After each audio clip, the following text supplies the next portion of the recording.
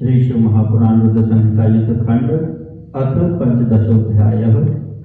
राहु के शिरच्छेद तथा समुद्र मंथन के समय के देवताओं के छल को जानकर जलंधर द्वारा क्रुद्ध होकर स्वर्ग पर आक्रमण, इंद्रादि देवों की पराजय, अमरावती पर जलंधर का आधिपत्य, भयभीत देवताओं का सुमेरु की गुफा में छिपना। सनत कुमार उवाच। एकदा वारिधीसुतो वृंदापतिरुदारधीः सभार्य संस्थितो वीरो सुरैः सर्वैः समन्वितः। सनत कुमार बोले, एक बार वृंदा का पति वह वीर तथा उदार बुद्धि वाला समुद्र पुत्र जलंधर अपनी पत्नी वृंदा एवं समस्त असुरों के साथ बैठा था। तत्राजगाम सुप्रीतः सुवर्चास्त्वथ भार्गवः तेजः पुंजो मूर्त इव भासयन् सकला दिशः। तं दृष्ट्वा गुरुमायान्तं सुरासेऽखिलादृतं प्रणेमुः प्रीतमनसः सिन्धुपुत्रोऽपि सादरम्। उसी समय अत्यंत प्रसन्न महातेजस्वी मूर्त स्वरूप तेजपुंज के समान भाषित होते हुए शुक्राचार्य दसों दिशाओं को प्रकाशित करते हुए वहां आए। उन गुरु को आते हुए देखकर प्रसन्न मन वाले उन सभी असुरों तथा जलंधर ने भी शीघ्र आदरपूर्वक उन्हें प्रणाम किया। दत्वा शीर्वचनं तेभ्यो भार्गवस्तेजसां निधिः निशसा दर्शने रम्ये संतस्तुस्तेऽपि पूर्ववत् अथ सिन्ध्वात्मजो वीरो दृष्ट्वा प्रीत्या निजां सभां जलंधरः प्रसन्नो भूद नष्टवर्षासनः। ततस्थितं छिन्नशिरसं दृष्ट्वा राहुं सदैत्यराट पप्रच्छ भार्गवं शीघ्रमिदं सागरनन्दनः। तब तेजोनिधि भार्गव ने आशीर्वाद देकर रम्य आसन पर बैठ गए और वे असुरगण भी पूर्ववत बैठ गए। उसके बाद स्थिर तथा उत्तम शासन वाला वह वीर सिंधुपुत्र जलंधर प्रेम से अपनी सभा को देखकर प्रसन्न हुआ। वहां बैठे हुए सिरकटे राहु को देखकर उस दैत्यराज समुद्र पुत्र ने शीघ्रता पूर्वक शुक्राचार्य से पूछा। जलंधर वाच। तेनेदं विहितं राहो शिरश्छेदनकं प्रभो तद्ब्रूहि निखिलं दत्तं यथावत्तत्वतो गुरो। जलंधर बोला, हे प्रभु, हे गुरु, राहु के सिर को किसने काटा है? हे गुरु, उस संपूर्ण वृत्तांत को मुझे ठीक ठीक बताइए। सनत कुमार उवाच। इत्याकर्णवचस्तस्य सिन्धुपुत्रस्य भार्गवः स्मृत्वा शिवपदां भोजं प्रत्युवाच यथार्थवत्। सनत कुमार बोले, समुद्र पुत्र जलंधर का यह वचन सुनकर भृगुपुत्र शुक्राचार्य शिव जी के चरण कमलों का स्मरण करके यथार्थ रूप में कहने लगे। शुक्रवाच। जलंधर महावीर सर्वासुर सहायक शृणु वृत्तान्तं किलं यथावत् कथयामि ते। पुरा भवद बलिर्वीरो विरोचन सुतो बलि हिरण्यकशिपोश्चैव प्रपौत्रो धर्मवित्तम्। शुक्र बोले, हे जलंधर, हे महावीर, हे असुरों के सहायक, तुम सुनो। मैं सारा वृत्तांत तुमसे यथार्थ रूप से कह रहा हूँ। पूर्व समय में विरोचन का पुत्र तथा हिरण्यकशिपु का प्रपौत्र वीर बलवान और धर्मात्मा बलि नामक दैत्य हुआ था। पराजिताः सुरास्तेन रमेशं शरणं ययुः सवासवाः स्ववृत्तान्तमाचख्युः स्वार्थ साधकाः। उससे पराजित हुए इंद्र सहित सभी देवता जो स्वार्थ साधन में अत्यंत निपुण थे, विष्णु की शरण में गए और उन्होंने अपना संपूर्ण वृत्तांत उनसे कहा। तदाज्ञासुरैः सार्धं चक्रुः सन्धिमथो सुराः स्वकार्य सिद्धये तात छल कर्म विचक्षणाः। अथामृतार्थं सिन्धोश्च मंथनं चक्रुरादरात् विष्णु सहायिनस्ते हि सुराः सर्वे सुरैः सह ततो रत्नोपहरन् मकार शूरदैत्यशत्रुवः जग्रहुर्यत्नतो देवाः पपुरप्यव्रतं छलात् ततः पराभवं चक्रुर्सुराणां सहायतः विष्णुसुराः सशक्रास्ते नतपानात् बलान्विताः। हे तात, तब छल कर्म में निपुण उन देवताओं ने उन विष्णु की आज्ञा से अपने कार्य की सिद्धि हेतु असुरों के साथ संधि कर ली।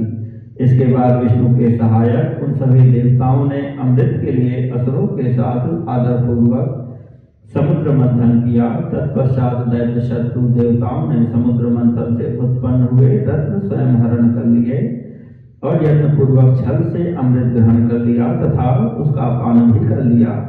तदनंतर अमृत पान से बलशाली हुए इंद्र सहित उन देवताओं ने विष्णु की सहायता से असुरों को पराजित कर दिया। शिरश्छेदं चकारासौ पिबतश्चामृतं हरिः राहुर्देव सभायां वै पक्षपाती हरिस्तदा। इंद्र के सर्वदा पक्षपाती उन विष्णु ने देवताओं की सभा में अमृत पीते हुए राहु का शिरश्छेदन कर दिया।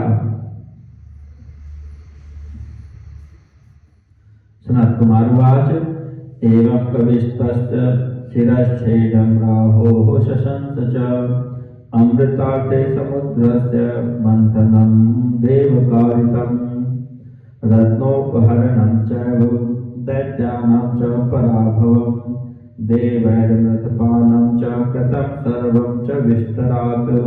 सनत कुमार बोले, इस प्रकार शुक्राचार्य ने अमृत के लिए देवताओं द्वारा कराए गए समुद्र मंथन, राहु के शिरश्छेदन, रत्नों के अपहरण, दैत्यों के पराभव और देवों द्वारा किए गए अमृतपान, इन सब का विस्तार पूर्वक वर्णन किया। तदा कर्ण्य महावीरो बुद्धिबालः प्रतापवान् चुक्रोध क्रोध रक्ताक्षः स्वपितुर्मथनं तदा अथ दूतं समाहूय भस्मराभिद्धमुत्तमं सर्वं शशंस चरितं यदाह गुरुरात्मवान्। अथ तं प्रेषयामास स्वदूतं शक्रसन्निधौ सम्मान्य बहुशः प्रीत्या भयं दत्त्वा विषादतम्। तब अपने पिता समुद्र का मंथन सुनकर क्रोध के कारण रक्त नेत्रों वाला वह महावीर तथा महाप्रतापी समुद्र पुत्र जलंधर कुपित हो उठा। इसके बाद उसने शीघ्र ही घस्मर नामक अपने उत्तम दूत को बुलाकर उससे सारा वृत्तांत कहा, जिसे आत्मवान गुरु शुक्राचार्य ने बताया था। तत्पश्चात बहुत प्रकार से सम्मानित करके तथा अभय देकर अपने उस कुशल दूत को उसने प्रेम पूर्वक इंद्र के समीप भेजा। दूतस्त्रीविष्टपं तस्य जगामार्मलं सुधीः घस्मरो बुद्धिबालस्य सर्वदेव समन्वितम्। उस समुद्र पुत्र जलंधर का वह बुद्धिमान दूत घस्मर बड़ी शीघ्रता से सभी देवगणों से युक्त स्वर्गलोक को गया। तत्र गत्वा सभूतस्थो सुधर्मां प्राप्य सत्वरं जड़वामौलिर्हि देवेन्द्रं वाक्यं ब्रवीत। वहां जाकर वह दूत शीघ्र ही सुधर्मा सभा में पहुंचकर बड़े अहंकार के साथ देवराज इंद्र से यह वचन कहने लगा। घस्मर उवाच जलंधरोऽब्धितनयः सर्वदैत्यजनेश्वरः सुप्रतापी महावीरः स्वयं कविसहायवान्। दूतोऽहं तस्य वीरस्य घस्मराख्यो न घस्मरः प्रेषितस्तेन वीरेण तत्सकाशमिहागतः। अव्याहताज्ञः सर्वत्र जलंधर उदग्रधीः निर्जिताखिल दैत्यारिः स यदाह शृणुष्व तत्। घस्मर बोला, समुद्र पुत्र जलंधर सभी दैत्यों का अधिपति महाप्रतापी एवं महावीर है तथा शुक्राचार्य उसके सहायक है। मैं उसी वीर का घस्मर नामक दूत हूँ और वस्तुतः घस्मर भक्षक नहीं हूँ। उसी वीर के द्वारा भेजे जाने पर मैं आपके पास आया हूँ। सर्वत्र अप्रतिहत आज्ञा वाले महान बुद्धिमान तथा संपूर्ण देवताओं को जीतने वाले उस जलंधर ने जो कहा है उसे आप सुनिए। जलंधर वाच कस्मात् त्वया मम पिता मथितः सागरोन्द्रणा नीतानि सर्वरत्नानि पितुर्मे देवताधम् उचितं न कृतं तेद्य तानि शीघ्रं प्रयच्छ मे ममाया हि विचार्येतं शरणं दैवतैः सह अन्यथा ते भयं भूरि भविष्यति सुराधम् राज्यविध्वंसनं चैव सत्यमेतब्रवीम्यहम्। जलंधर बोला, हे देवाधम, तुमने किस कारण से पर्वत के द्वारा मेरे पिता समुद्र का मंथन किया और मेरे पिता के सारे रत्नों का अपहरण किया? तुमने यह उचित नहीं किया। उन रत्नों को अभी शीघ्र लौटा दो और विचार करके देवताओं सहित मेरी शरण में आ जाओ, अन्यथा हे सुराधन, तुम्हारे समक्ष बहुत बड़ा भय उपस्थित होगा तथा तुम्हारा राज्य नष्ट भ्रष्ट हो जाएगा। मैं यह सत्य कह रहा हूँ।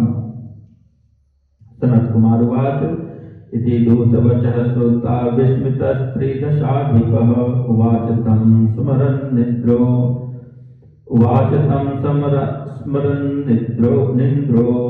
भयरोष समन्वितः। सनत कुमार बोले, दूत की यह बात सुनकर देवराज इंद्र विस्मित हो गए और वे भय तथा रोष से युक्त हो उसे पूर्व वृत्तांत को याद करते हुए कहने लगे।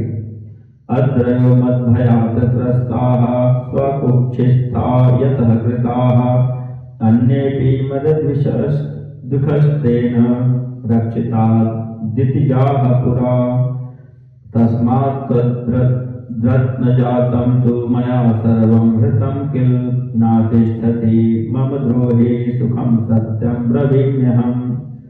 हे दूत, मेरे भय से भागे हुए पर्वतों को तथा अन्य मेरे दानव शत्रुओं को पूर्व काल में उस समुद्र ने शरण दी थी, इसीलिए मैंने उसके सारे रत्नों का अपहरण कर लिया है। मेरा द्रोही सुख से नहीं रह सकता है, मैं यह सत्य कह रहा हूँ। शंखोप्येवं पुरा दैत्यो मां द्विषन् सागरात्मजः अभवन मूढचित्तस्तु साधु संगात् समुञ्झितः ममानुजेन हरिणा निहतः स हि पापभीः हिंसकः साधु संघस्य पापिष्ठः सागरोदरे। पहले भी इसी सागर के शंख नामक मूर्ख पुत्र ने मुझसे विरोध किया था, इसलिए साधुओं ने उसे अपने साथ नहीं रखा। वह साधुओं का हिंसक और बड़ा पापी था, वह समुद्र में छिपा रहता था, अतः मेरे छोटे भाई विष्णु ने उसका संहार कर दिया। तद्गच्छ दूत शीघ्रं त्वं कथयस्वास्य तत्त्वतः अब्धिपुत्रस्य सर्वं हि सिन्धोर्मन्थन कारणम्। अतः हे दूत, तुम शीघ्र जाओ और उस समुद्र पुत्र से सागर मंथन का समस्त कारण ठीक ठीक कह दो।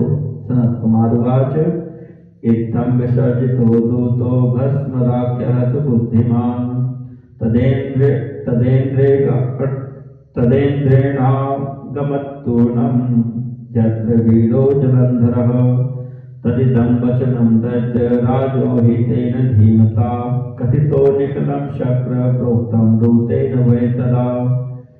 सनत कुमार बोले, इस प्रकार इंद्र के द्वारा विसर्जित किया गया वह महाबुद्धिमान दूत शीघ्र ही वहां पहुंचा जहां वीर जलंधर था। उस बुद्धिमान दूत ने इंद्र द्वारा कही गई सभी बातों को दैत्यराज जलंधर से कह दिया। तन्निशम्य ततो दैत्यो रोषात् प्रस्फुरिताधरः अद्योगं करोत्तूर्णं सर्वदेव जिगीषया तदोद्योगे सुरेन्द्रस्य दिग्भ्यः पातालतस्तथा दितिजाः प्रत्यपद्यन्ते कोटिशस्तथा। इंद्र के वचन को सुनकर दैत्य के ओष्ठ क्रोध से फड़कने लगे और वह शीघ्र ही सभी देवताओं को जीतने की इच्छा से उद्योग करने लगा। उस दैत्य के उद्योग करते ही सभी दिशाओं से तथा पाताल से करोड़ों करोड़ दैत्य आकर उपस्थित हो गए। अथ शुंभ निशुंभादय बलाधिपतिकोटिभिः निर्जगाम महावीरः सिद्धपुत्रः प्रतापवान्। तत्पश्चात वह महावीर तथा प्रतापशाली समुद्रपुत्र जलंधर शुंभ निशुंभ आदि करोड़ों सेनापतियों के साथ देवताओं पर विजय करने के लिए निकल पड़ा। प्राप्तिविष्टपं सद्यः सर्व सैन्य समावृतः दधमौ शंखं जलधियो नेदुर्वीराश सर्वतः। इस प्रकार अपनी संपूर्ण सेनाओं को साथ लेकर वह जलंधर शीघ्र ही स्वर्ग में पहुंच गया। उसने शंख बजाया तथा सभी वीर चारों ओर से गरजने लगे। गत्वा दिविष्टपं दैत्यो नंदनाधिष्ठितो भवत् सर्व सैन्यं समावृत्य कुर्बाणः सिंहवद्रवम्। इंद्रलोक पहुंचकर उस दैत्य ने संपूर्ण सेना के साथ सिंहनाद करते हुए नंदन वन में डेरा डाल दिया। पुरमाव्रत्य तिष्ठत् तद दृष्ट्वा सैन्य बलम महत निर्ययुस्तं रावत्या देवा युद्धाय दंशिताः। नगर को चारों ओर से घेर कर स्थित उसकी बड़ी सेना को देखकर देवता कवच धारण कर युद्ध के लिए अमरावतीपुरी से निकल पड़े। तथा संभवद्युद्धं देवदानव सेनयोः मुसलय परिघैर बाणैर दधा परशु शक्ति भी। इसके बाद देवों और दैत्यों की सेनाओं के बीच मुसल परिघ बाण गदा परशु एवं शक्तियों से युद्ध होने लगा। तेजोन्यं समधावेतां जगन्तुश्च परस्परं क्षणेनाभवतां सेने रुधिरौघ परिप्लुते पतितः पात्यमानश्च गजाश्वरत्पत्तिभिः विराजत रणे भूमि संध्याभ्रपटलैरिव। वे एक दूसरे की ओर दौड़ने लगे और एक दूसरे पर प्रहार करने लगे। थोड़ी ही देर में दोनों सेनाएं रुधिर से लथपथ हो गईं। हाथी घोड़े रथ तथा पैदल सेनाओं के गिरने तथा गिराने से सारी रणभूमि संध्याकालीन बादलों के समान प्रतीत होने लगी। तत्र युद्धे मृतां दैत्यान् भार्गवस्तान् जीवयत् विद्यामृतजीविन्याः मन्त्रितस्तोयबिन्दुभिः।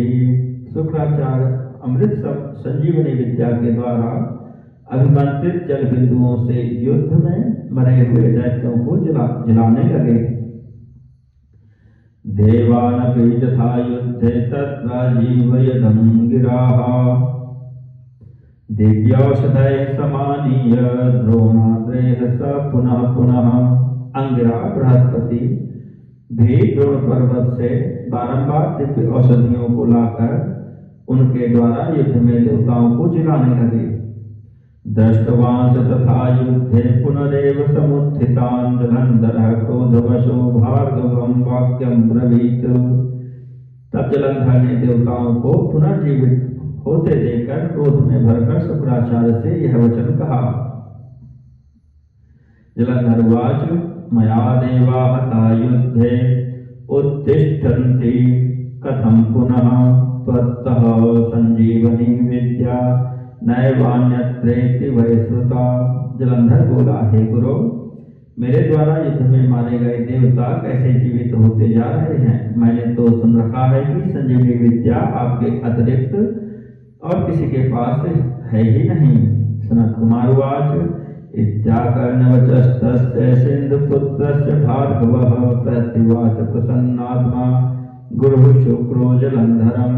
सनत कुमार बोले, सिंधुपुत्र की यह बात सुनकर गुरु शुक्राचार्य ने प्रसन्न चित्त होकर जलंधर से कहा। शुक्रवाच दिव्यौषधे समानीय द्रोणान्द्रेरंगिराः सुरान् जीवयत्येकवैतात् सत्यं जानीहि मे वचः जयमिच्छसि चेत्तात् शृणु मे वचनं शुभं। ततः सोरं भुजाभ्यां त्वं दोर्मध्वा उपाहर शुक्र बोले, हे तात, ये अंगिरा बृहस्पति दोनों पर्वत से औषधियों को लाकर देवताओं को जीवित कर रहे हैं। मेरी बात से सत्य मानो। हे तात, यदि तुम विजय चाहते हो तो मेरी हितकारी बात सुनो। तुम शीघ्र ही उस द्रोण पर्वत को अपनी भुजाओं से उखाड़कर समुद्र में डाल दो। सनत कुमार वाच इत्युक्तः सतो दैत्येन्द्रो गुरुणा भार्गवेणः द्रुतं जगाम यत्रासावस्ते चैवाद्रिराटुच्चसः। सनत कुमार बोले, गुरु शुक्राचार्य के द्वारा इस प्रकार कहा गया, वह दैत्येंद्र शीघ्र ही वहां पहुंचा जहां वह पर्वतराज द्रोण था। भुजाभ्यां तरसा दैत्यो नीत्वा द्रोणं च तं तदा प्राक्षिपत्सागरे द्रोणं चित्रं न हरतेजसी। उसने वेगपूर्वक अपनी भुजाओं से उस द्रोण पर्वत को लेकर शीघ्र ही समुद्र में डाल दिया। शिव जी के तेज के संबंध में यह कोई आश्चर्य की बात नहीं थी। पुनरायान महावीर सिंधुपुत्रो महाहवं जघानास्त्रैश्च विविधय सुरान् कृत्वा बलं महत्। इसके बाद वह महावीर जलंधर विशाल सेना लेकर युद्ध स्थल में लौट आया और अनेक प्रकार के शस्त्रों से देवगणों का संहार करने लगा। अथ देवान् हतान् दृष्ट्वा द्रोणाद्रिं गमद्गुरुः तावत् तत्र गिरीन्द्रं तं न ददर्श सुरार्चितः। ज्ञात्वा दैत्यहतं द्रोणं धिषणो भयविह्वलः आगत्य देवान् प्रोवाच जीवो व्याकुलमानसः। तब देवताओं को मरा हुआ देखकर देव पूजित देवगुरु द्रोण पर्वत पर गए, परंतु उन्होंने उस पर्वतराज को वहां नहीं देखा। दैत्य के द्वारा पर्वत को अपहृत जानकर देवगुरु भय से विह्वल हो उठे और आकर के व्याकुल चित्त होकर देवताओं से वे कहने लगे। गुरुवाच पलायध्वं सुराः सर्वे द्रोणो नास्ति गिरिर्महान् ध्रुवं ध्वस्तश्च दैत्येन पाथोधित नयेन। गुरु बोले, हे देवताओं, तुम लोग भाग जाओ, महापर्वत द्रोण अब नहीं है। निश्चय ही समुद्रपुत्र जलंधर ने उसे ध्वस्त कर दिया है।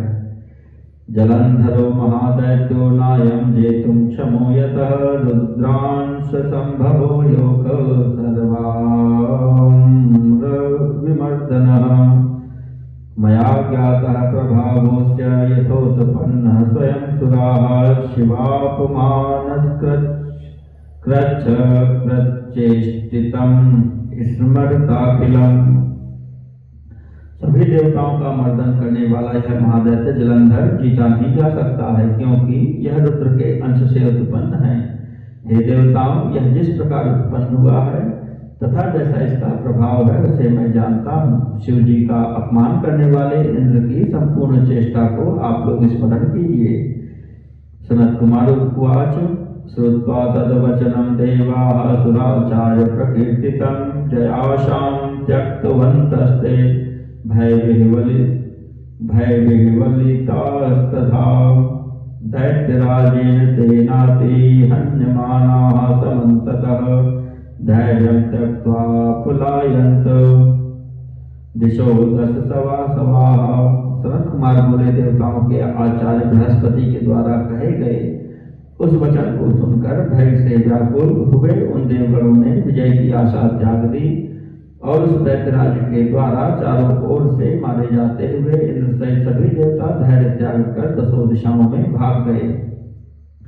देवान् विद्रावितान् दृष्ट्वा दैत्यः सागरनन्दनः शङ्खभेरी जयर्वैः प्रविवेशामरावतीम् प्रविष्टे नगरीं दैत्ये देवाः शक्रपुरोगमाः सुवर्णाद्रि गुहां प्राप्ता न्यवसन् दैत्यतापिताः। तब देवगणों को पलायित देखकर सागर पुत्र दैत्य जलंधर ने शंख भेड़ी तथा जयध्वनि के साथ अमरावतीपुरी में प्रवेश किया। तब उस दैत्य की नगरी में प्रविष्ट होने पर इंद्र आदि देवता उस दैत्य से पीड़ित होकर सुमेरु पर्वत की गुफा में छिप गए। तदैव सर्वेष्वसुरोधिकारेश विन्द्रादिकानां विनिवेश्य सम्यक् शुम्भादिकान् दैत्यवरान् पृथक् पृथक् स्वयं सुवर्णादिगुहां व्यगान् मुने। हे मुने, तब वह असुर इंद्रादि को के साथ इंद्रादिकों के सभी अधिकारों पर श्रेष्ठ शुंभादि दैत्यों को भली भांति पृथक पृथक नियुक्त कर स्वयं देवताओं को खोजते हुए मेरु पर्वत की गुफा में जा पहुंचा। इति श्री शिव महापुराणे द्वितीयायां संहितायां पंचमे युद्धखंडे जलंधरो वधोपाख्याने देव जलंधर युद्ध वर्णनम नाम 15 अध्यायः।